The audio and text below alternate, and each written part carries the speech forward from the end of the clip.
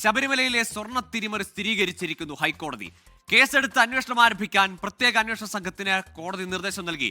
ദ്വാരപാലക ശില്പത്തിലേത് ചെമ്പുപാളിയെന്ന് രേഖപ്പെടുത്തിയ ഉദ്യോഗസ്ഥന്റെ ഇടപെടൽ അതീവ ദുരൂഹമെന്നും കോടതി പറഞ്ഞു. ദേവസ്വം വിജിലൻസ് SP നേരിട്ട് ഹാജരായാണ് 20 പേജുള്ള അന്വേഷണ റിപ്പോർട്ട് സമർപ്പിച്ചത്. ശബരിമല സ്വർണ്ണമോഷണത്തിലെ വിജിലൻസ് കണ്ടെത്തലുകൾ ഗുരുതരമെന്ന് ഹൈക്കോടതി. 2019 ദ്വാരപാലക പാളി ഉണ്ണികൃഷ്ണന് കൊടുത്തുവിട്ട മഹസർ മുതൽ ആരംഭിക്കുന്നു വീഴ്ചകൾ.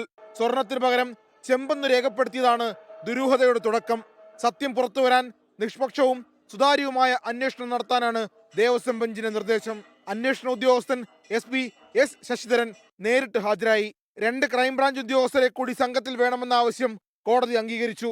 ഇതിനായി DGPയെ കക്ഷി ചേർത്തു. പരാതികളിൽ പ്രത്യേകം കേസ് രജിസ്റ്റർ ചെയ്യണമെന്ന ആവശ്യത്തിൽ SITക്ക് തീരുമാനമെടുക്കാം. 6 ആഴ്ചയ്ക്കുള്ളിൽ അന്വേഷണ റിപ്പോർട്ട് നൽകണം.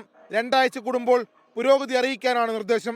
ഉണ്ണികൃഷ്ണൻ പോറ്റിക്ക് കൊടുത്തുവിട്ട ദ്വാരപാലക പാളി ചെമ്പാണെന്ന് എഴുതിയ എക്സിക്യൂട്ടീവ് ഓഫീസറുടെ ഇടപെടൽ ദുരൂഹമെന്നാണ് നിരീക്ഷണം.